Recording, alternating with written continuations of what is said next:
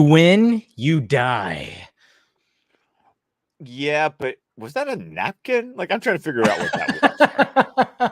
Well, it's like one of those. Yeah. And how did she not see it in the beginning? Well, we'll get into it. Let's get into all that. Yeah. Oh, yeah. There's some things where I kind of go like, well, wait a minute here when it comes to this episode. What's happening, everybody? Welcome to DC Fan-imated stream. I'm, of course, Dave the Film Junkie. With me, as always, Mr. Scott McClellan. How you doing, sir? I'm still kind of licking the salt off my fingers. Sorry.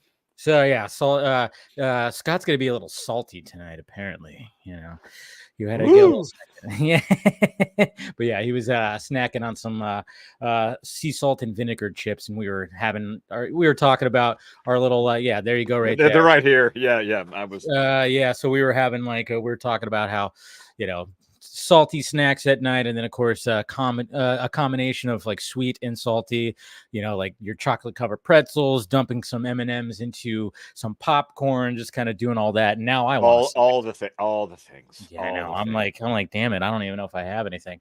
But I know. Now I'm like, I might have to. You might be running to the store. I know. There's a possibility it might be happening on a Sunday night.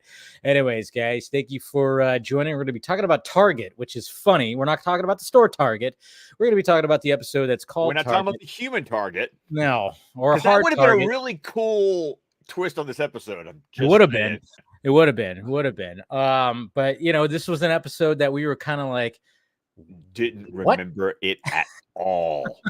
We were like, because even when you see the thumbnail on Max, it's just Clark in a sling. He's got his arm in a sling, and you're kind of like, it's kind of interesting because I mean, I do after watching this episode, I like remember little thing, but it doesn't stick out. It's like shadows. Yeah, it's like I'll tell you the one thing that for some reason stands out more than anything in this entire episode. I remember the design of the Excalibur award.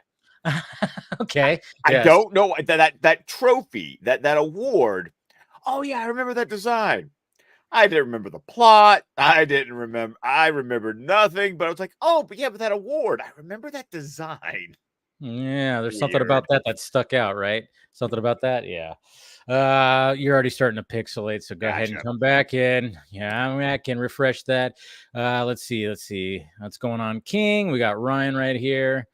And Slades, hey, we're talking DC animated stuff. Ask me this from Film Junkie Live. This is not the place to ask kind of stuff like that. All right, so go ahead and do that. Ask me tomorrow, Film Junkie Live, and then good evening, Mr. Cortez, as well. All right, so man, you're back. All right, sorry. It was the snacks. It was obviously it was interfering. Gave you an excuse to grab some more chips. There you go. Just to say, because I'm not going to eat live. Hear that, Phil? I'm not going to eat on a stream. Oh, it's Axel also. I know, with his bacon with a fork and the knife. There's been other things, yeah. But anyway, so yeah, we're talking about Target. This is one of those episodes where it's just it's a contained story. It's a Lois Lane story, which is good. We haven't had one of those in a while. Yeah, it's been a little bit. Not to mention, does she have some wardrobe changes in this? We see some various outfits from Miss Lois Lane. Not just the purple blazer and the little white skirt. I mean, I'm impressed. Yeah, they actually, I was noticing, I was like, wait, so we got her. I mean, obviously it starts off at this, the Excalibur Awards, and her and Clark are there. And obviously she's wearing a nice dress right there. But yeah, it just like, there's like different, even like when we get to this other like elevator incident, she's wearing something. It's not the purple that she usually is wearing. And I was like, okay, interesting. So, even Clark got some different outfits because he got the tuxedo. Yeah. And when he's in the sling, it's like a beige suit. Yeah, they really went for it on this one, I guess, when it came to that. Huh? I'm trying to understand this, but okay, those are choices made. Yeah. I'm going to go ahead as we discuss this. I want to preface this discussion by going, you have really, over the past several weeks, there's become, back when we did Batman in the animated series, the running gag seemed to be, this is a kid's show. Yeah. I feel like for a lot of times with Superman, they only had 22 minutes. Yeah. It's always like, you could just feel that they wanted to do more, but they just didn't have the time. And I totally felt that in this episode. Like, there was a really good story in this episode. It just needed more time to breathe, I thought. I'm It not sure did. how you felt about it. No, I get that. I get that. I mean, it seemed because there's so many things that happen with Lois. I mean, this is if you want to talk about an episode that has that really just nails the whole like her guardian angel is Superman. It's this one. Oh yeah. I mean, he's always there. He's always, obviously because she is the target. So when she wins this award, this Excalibur award for, journalism and everything. And I think it's because it's for the Lex Core, like it's Lex scam, something. Yeah, something like that. Yeah. And so she wins for that. And then of course, again, like what we were saying, when she looks at her napkin, it says like, you win, you die. And it's like, of course we're like, well, how did you not see that before? When it comes to this scene, because all right, Scott. Okay. I had this thought. Thought when it came to this scene, because obviously she does win. She wins. Yes. She goes up on stage, and Clark hears a noise. Hears like a zzz kind of noise, and of course he looks at that one dude who lost to Lois, and then of course Clark does what he does. He's like, "Oops, better." He spills his coffee or whatever. Hey, no, okay, wait, one thing, he doesn't just spill it. He literally picks the cup up and like pours it completely in his lap. Yeah, so that gives him the excuse to leave, and we all know what that means. But because I'm thinking, like, because obviously he sees, he's seeing, and he sees that there's something about, it's about to fall, and obviously, like, she sees it right before she falls, and it's almost like maybe enough time for her to duck out of the way, but maybe not. But then I'm kind of thinking, does Clark really need a change into Superman, or maybe he just runs up on stage and just like kind of like knocks her out of the way, as opposed to just changing into Superman and then just guarding her from it? Do you think like there would have been enough time for just to me, I was like, did he really need to go through that effort, or could it just been Clark saving her by like moving her out of the way? I don't know. Okay, but you've got to remember, he hears the noise. He uses his X-ray vision to look through the top of the stage that's covered by the proscenium and the curtain to see the laser that's cutting the rope of the giant Excalibur award that's hanging above Lois's head. Nice little sort of Damocles like metaphor there, the sword that's hanging over you and ready to fall at any moment. So it's, do you know that myth? You know that story? No, I think I've heard it before, but I don't know. You probably have heard of it.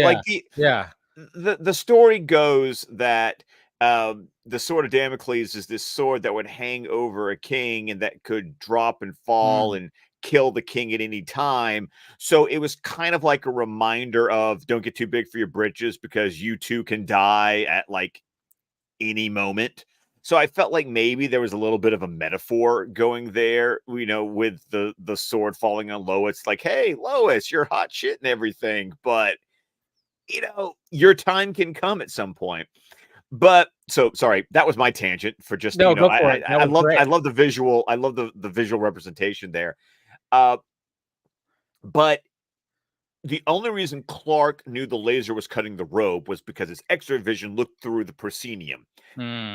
So he would have had to have come up with a story as for how, because remember, their table was also far away from the stage. Okay. He would have to have already have been running up there before the giant Excalibur sword was falling on Lois to get there in time without using his super speed. So I think changing into Superman allowed him to come in at the last moment, and then he just did the whole, I'm going to hold myself over you, Lois, and then the sword's going to just crumble as it hits Superman. Yeah, and then now that I think about it, I mean, this whole episode is about him saving her with everything that happens. This dude that is trying to kill her in many different ways.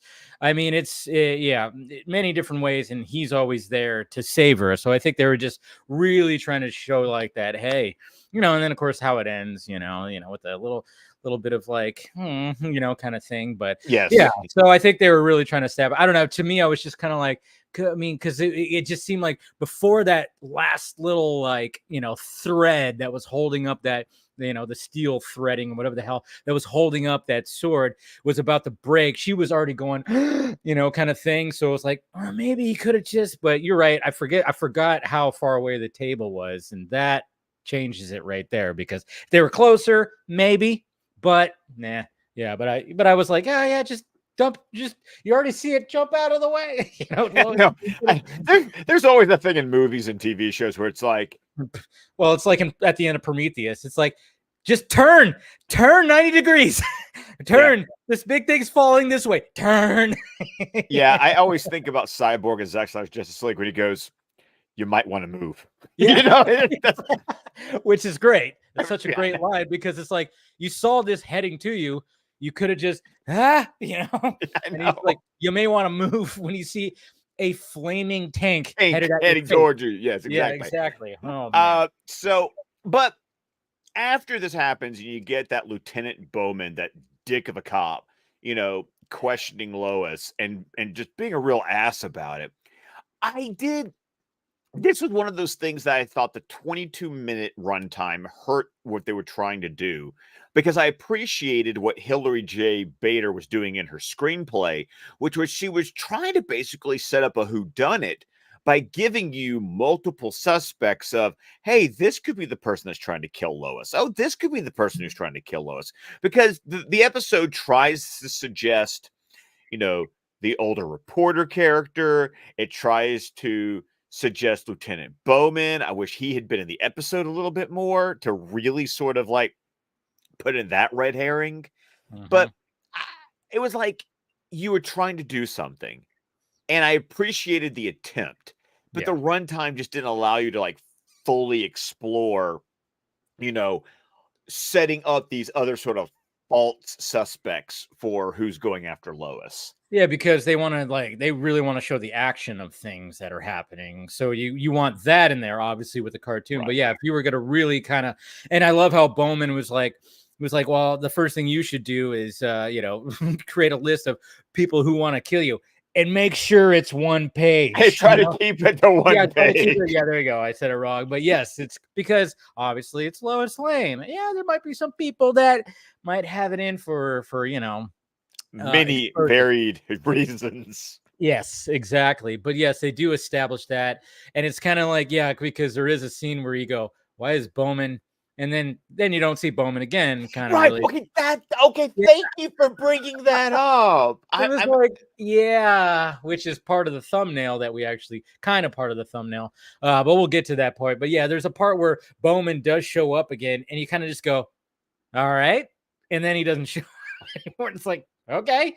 Yeah. So yeah, the runtime, it's almost like if they really wanted to nail this whole like, okay, this is all about Lois Lane and she's a target, and then we really want to hit hard the fact that Superman's like her guardian angel, which has always been the thing when it comes to Superman and Lois is.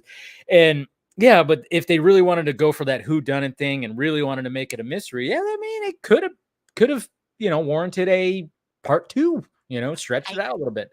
I think it would have benefited from it, to be honest with you. Mm-hmm. So, but yeah, Bowman's a dick. But Bowman is a dick, a hard dick. Yes, he is a dick. He's a dick. He's a detective dick. He's a dick. But then of course, we got Lois and Clark now, and we change over to like they're in Lois's car, and then we get the radio, start hearing a voice, and we start hearing like, the whole, like, you win, you die kind of thing. And then the doors lock. And I love how Clark, like after all this, obviously they left the scene. So we still have the Excalibur award, which is, goddamn, that thing's sharp. I know. I mean, right. What aren't Emmys pretty sharp too? Is it the Emmy that has like the wings? Yeah, the sharp looking wings that looks like a freaking weapon. I mean, I guess if you have some prestigious awards, sometimes they could be utilized as weapons. And Clark, he says, fuck it, I'm going to use this. Oh, no, knowing that he breaks it off the stand and then uses it like a dagger to cut. I guess we discovered that Lois's car is a convertible because Yeah. obviously that's a canvas top that he's cutting through. Yeah, wouldn't work if it was a standard car for sure.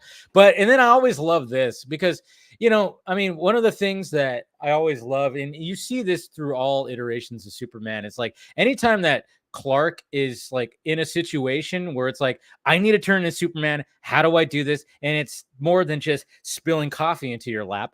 It's like, she swerves and he just goes, ah, and just flies out. And then it's like, okay, now I can turn into Superman and save the day. And then, of course, when Superman, obviously, it's kind of, obviously she's trying to get out too, but then the airbag traps her inside. And Yeah, by the way, I've got to believe that the Stalker character did something because I'm sorry, no airbag stays inflated that long. I mean, boom, that's what it's supposed to do. Yeah, well, I mean, he knows his gadgets, as we will find out. As we will find out, yes. But I mean, I always just love that because then it gives the excuse of like, when obviously Superman's going to save the car. And then he's like, oh yeah, I cushioned his fall or something like that. Oh, Clark's fine. I got him. Don't worry. And then, so then they can move on. But I just always kind of love that when Clark when he's in a situation where if he was human, he would die. So he has to like do something where he just and then it's just like, oh yeah, Superman saved me, we're good. And then of course, obviously, when we see him next, he's got a sling. Like, yeah, it hurt. He cushioned my fall, but hurt my arm. I hurt my arm. That was another thing. It's like, was the sling really necessary? Like, of course, man, it's part of the costume, part of the Clark Kent costume. You had to do it just to add to it. Like, I'm sure there's many times where, if you think about it, if you want to really break down, like, when it comes to trying to be human, you have to like do these little things to like continue the charade, I guess you could say. I don't know. It's just part of the costume. I just love how like later on in the episode, he's talking to Lois on the phone and he looks around, slips his arm out of his sling to drink a cup of coffee, and then puts his arm back in the sling. Like, I love that little bit. It's like, yeah, it's a good little bit. I mean, it's a thing. It's like, and you have to make jokes about it too, because it's like we all know, like, oh yeah, it's all just part of the costume. So you have to put those little jokes in there, which it's great. And then of course they show up. We get a character, Eddie Lightner. Eddie Lightner, yes, a creation of the animated series. I double checked on that. So, former LexCorp scientist. Yes. Was the whistleblower on Lois's article. So connected. And then immediately you just go, wait a minute. Yeah, you do kind of do that. Did you recognize the voice? I did not. Okay. I'm going to say the name of the actor who was the voice. I want to see if you recognize this actor's name. Okay. Robert Hayes. Robert Hayes. Wow, that sounds so familiar. Oh, it's like right there. I'm gonna have to type it in and see Robert, because as soon as you see his face, you'll be like, "Oh my god, that guy!" Oh yeah, airplane. Yes, yes. Okay, yes. He's a pilot in Airplane. Yeah, he was a pilot in Airplane. He played Ted Stryker in Airplane. But I have a really cool animation connection for you. Nice. He was Tony Stark in the 1994 Iron Man series. No shit. Oh wow! There you go. That's pretty. I loved that Iron Man cartoon, and I don't think I even saw it. Did I see it? Maybe I did a long time ago. Might have to revisit, but yeah. Oh, you need to revisit that. I mean, like, that was what taught me about Iron Man. Like, that was the one that when Iron Man came out in 2008, and everyone was like, "Who's Iron Man?" I was like, "Who's Iron Man?" I mean, it's like. But Robert Hayes, wow, that's pretty cool. That voice. So yeah, I'm gonna have to dig that up and start watching that if it's somewhere. Is it on Disney Plus, maybe? I don't know, probably not. You would think. Well, I don't know. Because you would think by now, because you think they'd have. I know we're kind of moving into Marvel animated, but it was an hour programming block with it and the Fantastic Four. Really? And then they later had an Incredible Hulk series tied with it as well. Okay. God, because I'm kind of man, Because interesting. Yeah, Mark Hamill was in the Fantastic Four series. was he really? Who'd he voice? Oh, he was the voice. Okay. Okay. Remember, okay, the Inhumans. Remember Mhm. the evil brother, like the evil brother character. Uh, Okay. Mark Hamill was his voice. He was Black Bolt's Yeah, brother. that Yeah. was how I was saying. It was Black. Okay. Okay. Interesting. I mean, Mark Hamill's all over the place when it comes to, obviously voice acting. That's pretty cool. All right. So yeah, I wonder. Yeah, I wonder like if any of that's out there. Maybe it's on Disney Plus, Hulu. Maybe, I don't know. Who knows? Anyways, we're not doing a Marvel Fan-imated show, so we're doing a DC Fan-imated show. So But let's get but it's all connected. it's all connected when it comes to voice actors. But yes, so we get Edward Lightner. And obviously, like, I mean, he's a dude that I mean, it's just funny, like how, like, when he answers, like, and he's just like, huh, who's there? And he's just like screw, he doesn't want any visitors. He's like very much into his work. And then of course when they're in there, I love how, like, we get like little things that we're gonna find out later, of course. Like Clark's about to touch something that might shock him a little too much. So he says, like, stay away from that. And then he's just basically saying, like, oh yeah, I it's nice to have company, nice little break, because he's so focused in on his work. It's kind of nice to just kind of look up and have some company. And I mean, I also don't think he expected Lois to be alive. Like, I don't no, know. Like, I'm trying to, based on his reaction, I'm trying to figure out if yeah, he knows that she survived the previous night, or because he doesn't know if he survived the car incident, I think, yeah, is the question. because like when you first see him, he kind of like goes like that. He like looks into like the screen, like, oh hey, it's Lois Lane. Yeah. So he's like, what? So maybe in that moment he's like, oh shit, she's still alive. Yeah, that's exactly. Oh, good. And that's exactly Yes. what I thought was going on. Uh-huh. And once again, this isn't the A-team animators, but kudos No. for animating the acting of that character. Yeah. Because that's exactly the read I got off of that little scene on the video camera. Yeah. Yeah. He's like, oh shit, she's still alive. And then of course he's just like, all right, gotta play nice, because yeah, we all know.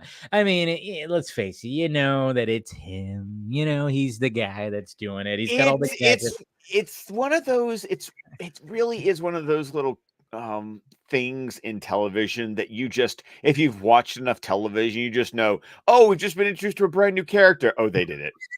Exactly. You're just immediately going, oh yeah, this is the guy. This is the guy. Of course he is.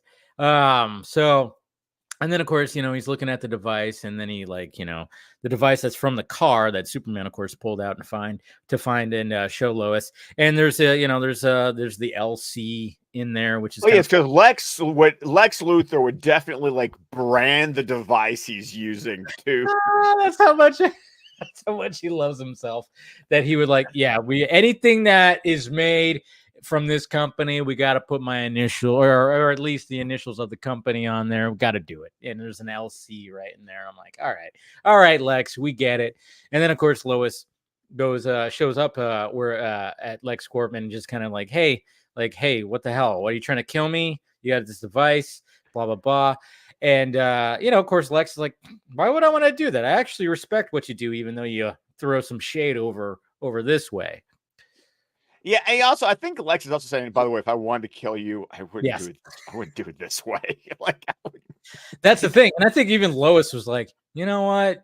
You're right. And that's why she trusts him. Yeah, I know, right? Yeah, even though Clark's like, are you kidding me? It's Lex Luthor. You trust him? And he's like, but just, I think that line is what gave Lois, like, oh yeah, it's not you, because you would have done it like some other way. This is not your style of what you would do here, Lex. So yeah, it was kind of funny, but I just like how Clark was like, are you kidding me? Like, it's Lex Luthor. He's just like, yeah. But hey, and then of course we get that older journalist that lost the award when she's about to get on the elevator, and apparently Perry, like, signed all Lois's assignments to him, because he's a little worried about Lois, and it's like, well, I'm gonna give you these. She's a bit under stress right now. And he's just like, ooh, bylines. Oh, the byline lines. You gotta love that. She loves to use that, and then she got it used against her. That's great. It's great. And then of course she gets in an elevator and you're like, oh boy. Don't get in an elevator when someone's trying to kill you, because something's gonna happen. And sure enough, there's a rocket booster on the bottom of the elevator. Oh man, jeez. I mean, first it stops, and then of course there's like dynamite in it, in the panel, and then of course, and good on Lois for trying to get out of it. But as soon as that thing starts shooting up, it's like, she's on the top part of it, but there's no way that's like, okay, now you're not getting out of this. This thing's like gonna shoot out of the building. And luckily, of course, Clark sees, he happens to be there, sees it, shooting up, it sees the fire shoot out of the doors, and then it just kind of like shoots up into the sky. And it's funny because when he rescues her, well, it hits a helicopter at first, so it's like, I know, like he's got to spend some time saving it. Hey, I did, however, see one of our Batman the Animated Series connections. Oh, I didn't see this. Leg day. Oh, because he kicks the fucking the helicopter into the river. I know. Yeah. He grabs the pilot and the passenger, flips around, and like stops the helicopter with his legs and like shoves it. And I literally was sitting there going, leg day. Yeah, I didn't even think about that. See, you can't skip leg day, guys. But I just kind of like, because obviously when he, it's up in the sky, and then of course it's a bird. It's a plane. It's an elevator. Oh, with rocket boosters. Yeah, but it gave me like, I was like, oh man, this kind of gives me a little bit of Batman and Robin vibes when he's like, oh god, yes, with the oh god. Oh, that's what I wrote Batman and Robin. And I was like, you know what? I just like gave me some Batman and Robin vibes right there. Better than better. Yeah. Oh, and it was the same year too. Both these came out in 1997. I was kind of wondering if there was like, did they just like see that and they're like, oh, we got to put that something. What came first? Well, obviously, probably Batman and Robin did, but yeah, it was just kind of like, something, shooting up into the sky, rescue, and then you fly off. Obviously, they were on doors. They were using doors as. Anyways, we don't need to talk about that movie. We don't need to go talk about that. And then I love how she's just like, I'm not having a good day. Yeah, she's not. She's definitely not. And then of course, this is where we get this whole, obviously this thumbnail that I use right here. And yes, it is a nightie. I was like, little black dress nightie. Yeah, it is a nightie. I'm not, but I mean, it was just like when I was looking for the thumbnail, I was like, oh wow. I was like, because I hadn't watched the episode yet. I was like, okay, telling on yourself now. Yes, exactly. Because I got home, set it up, and then I was like, all right, watch the episode. So when I found that one, I was like, all right, I'm going to use that one. And I was like, that's interesting because again, I was like not remembering this episode like you. So I was like, okay, she's falling. Cool. So we have Lois sleeping in her apartment. This dude dressed in all black, comes in, he hits the coffee table, she hears it, and then of course grabs her, throws her over the balcony, and then she's falling. But of course it's all a dream. Which was awesome because I forgot this episode entirely, so I didn't realize it was a dream. I was like, I thought Superman was gonna swoop in somewhere, but it was just straight up just flash, and then she just wakes up, and but you would think, yeah, if someone's trying to kill you like this, you would be having fucked up dreams like that. Yes, and then you get creepy Lieutenant Bowman like across the way, spying on her with binoculars, and then he doesn't show up for the rest of the episode. Exactly. I was like, what is? I mean, they were really trying to be like, we have to like inject something to for this whole whodunit kind of scenario, like who's doing this. So I mean, when you see that, you kind of go, yeah, that's creepy. Yeah, because you were like peeking in and she's sleeping. I mean, not to mention, it's like, God damn, it's like, I mean, perv, peeping Tom. I mean, Jesus Christ, because he gives like a little grin, like after like he's just like, I'm like, what?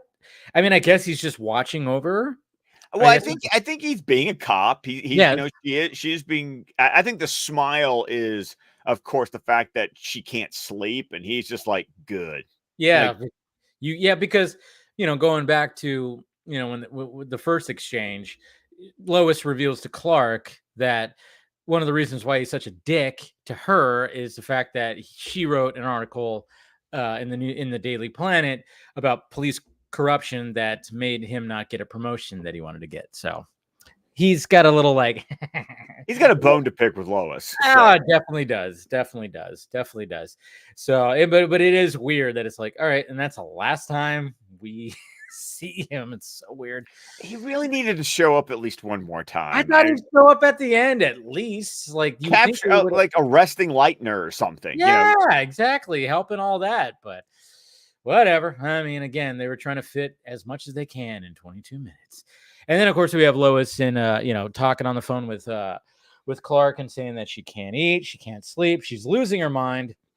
And then, of course, Clark mentioned something about the news, and something clicks in Lois's, or smart. She's smart, obviously. And something clicks in her and she's like, oh, wait a minute. And then she's like, well, Clark, I'm going to take a hot bath. But of course, we know she's not going to be doing that. Yeah, which is funny because the connection that she makes, this is where the episode is very well written, because I was a little slow in the uptake and I didn't make the connection that she made in that moment. I did not either, because talking about the news and everything, I'm like, okay. And then she goes back to Eddie's spot, and basically what the connection that she made was the fact that Eddie, because even though we all know that Eddie's the guy that's like trying to kill Lois, is the fact that he made it a point that he doesn't, no radio, no TV, it's distractions. I'm all about my work. So how would he know that she won an Excalibur award? Cool. I like it. I like that. It's really well done. It's a great reveal. I was a little slow in the uptake, so it was like good writing on your. Hillary Bader, good job there. That was good job with that one, because I didn't catch it either. I was like, how did she figure? And then because he goes like when she's like there and then she starts mentioning, no radio, no, and then all of a sudden he realizes, oh, how did you find out? And blah blah blah, and like he just like it hits him, and I love that. Yeah, it does. And then he starts turning into creepy guy, like, oh my god. Ooh, he gets of course, it's always like that when it comes to something like this, where it's like, oh, he seems like such a nice guy, and then all of a sudden when the evil sets in, and it's like, well, how'd you figure it out, Lois, kind of thing, and like blah, blah, blah. And then of course starts walking towards her, and this is where we're gonna this is the clip. Let's get into the clip right here. So obviously, hey, she's wearing purple in this part, of course. So here we go. What have I ever done to you? Yeah, that's just it. You never did anything for me, and I risked it all. My job, my reputation, my research. I knew what would happen if Lex found out. You blew the whistle. It was the right thing to do. Wrong. I blew the whistle because I wanted you to notice me. You didn't. See, it's like one of those things. Notice me, Lois, and then look at her go. Yeah. I love that one. Daddy's a black belt. Taking unusual measures. And then this. Uh-oh. Dun, dun, dun. Cool trap. You could have like run out of it while the other lasers were igniting, but of course. But you got to make it dramatic because this happens. He can't even do it. No. I love that. I love that Superman can't even handle it. If Lois Lane is in danger, can Superman be far behind? See, when you started to put that vest on, I was like, this is reminding me a lot of Dr. Light. Now, that's not who he is. No. But it's very similar to Dr. Light. And he's getting effed up by him. This is pretty. It's like, wow, look what he created. It's powered by the solar energy spectrum of a red sun. Okay, that was a question I had though. Is that how would he know about the red sun? It's got to be. That's got to be like, LexCorp information. Probably from Brainiac. Could be. Something right there. Oh, he's gonna do the up, right on the back of the neck. He's gonna do it. He's taking too long. Yes. Dramatic. Bam. Ouch. Great. Taking some punches from Superman.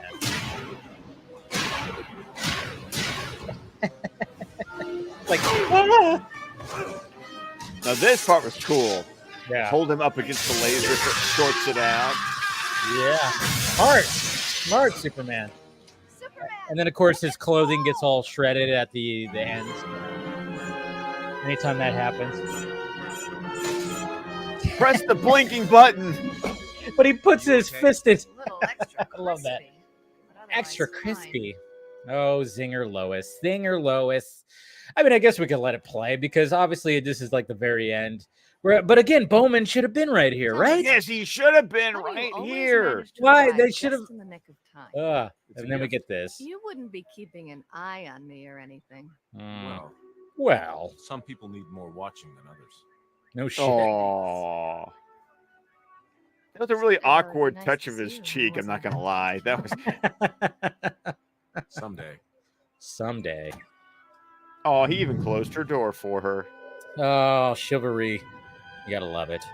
And then flies off into the sky. Guardian Angel. That's her guardian angel right there. Well, Bizarro told us last week, Superman saved Lois. Exactly. So there you go. Not a bad episode. Not a bad episode. I just feel like it could have been more. Yeah. But it's not bad. No. So it's just one of, I mean, and like I said, they're really establishing that guardian, like I said, the guardian angel that is Superman to Lois. They're really establishing that in there. But yeah, I agree with you, like, especially when it comes to Bowman and trying to just make it seem like, oh, like who is after her? We can, do all this. We could do all these things to be like, oh, is it this person? Is that person? But obviously when we first get introduced to Eddie, you're like, it's you. It's you. Well, what do we got next week? We're still with Superman. It's not gonna be hard because once I tell the title, you're gonna know the episode. So the episode is Mix-a-Pixelated. Oh well, Jesus Christ! Who's the villain in this one? I don't know, Dave. I don't know. Jeez, maybe a villain that maybe it's hard to pronounce his name for sometimes. That has a lot of consonants in a row. Yeah, I know. Who maybe floats, little guy. I don't know. With a bowler hat. Yeah. Okay. I have to this moment. I love it when Declan was watching My Adventures of Superman. And Mix-a-Spittle like shows up in that series. There's a moment where the bowler hat has like a little cameo appearance, and the whole time he's like, "Why does he have that weird looking hat?" I was like, "Dude, okay, it's a thing from the comics." Yes. What can I say? He wears a weird little bowler hat. Yeah, it's a design choice. Hey, just deal with it. But do you remember? I'm going to go ahead and say this. Do you remember who the voice was of Mix-a-Spittle? I do not. I do not. Do you? Yeah. Oh, then I won't tell you. Don't tell me. Don't tell me. You don't remember. Okay. And, yeah, let me watch the episode and I. Oh, you will know. I'm pretty sure, but right now I'm blanking on it. But I do remember that it is probably somebody that okay, and I'm not gonna cheat. I'm not gonna look at the credits. If I don't know it, I will let you know. You will know. You will know it. Okay, you will know it. All right. There you go. Because I'm like totally blanking on it now. All right, it's a favorite. This is an episode I love. Okay, it's a Paul Dini. It's a Paul Dini written episode too. Of course. So yeah, watch that episode, guys. I'm not even trying to mix a pixelated. Yes, I said it right. Watch that episode. Love the episode because it taught us how to pronounce his freaking name. There it is, right there. So watch that episode. We'll be back here next week, talking about it, and should be a lot of fun. Thank you guys, of course, for joining tonight in this. It's a contained episode. It's a great Superman and Lois episode. But I will tell you, Lightner will return. Oh yeah, I know he does. I remember that he does. This time in full costume. Yeah. Yeah. Next time in full costume. So there you go, guys. Thank you guys. Appreciate it. So we'll go ahead and wrap it up right here. Go ahead, Scott. Plug away. Well, of course, you can find me on X at ScottDC27, on Instagram at McMerlin, and on Vero at Scott McClellan. You can find my podcast, the DC Squadcast, wherever podcasts can be found, or on Vero, Facebook, YouTube, with the entire network of shows at squadcastmedia.com. I do want to plug a guest appearance I did over at the 602 Club. I joined Matt Rushing, and we discussed The Continental from the world of John Wick. So if you're interested in hearing my thoughts on that limited series on Peacock, download the latest episode of the 602 Club. Nice. I still haven't watched that series yet. I'll check it out one of these days. Still got to catch up on so many things. Anyways, guys, see you guys tomorrow. Film Junkie Live, 6 p.m. Pacific time. And so I'll see you guys then. Thank you guys for joining. And like I said, next week we'll be here talking more Superman. And guys, we will talk to you later.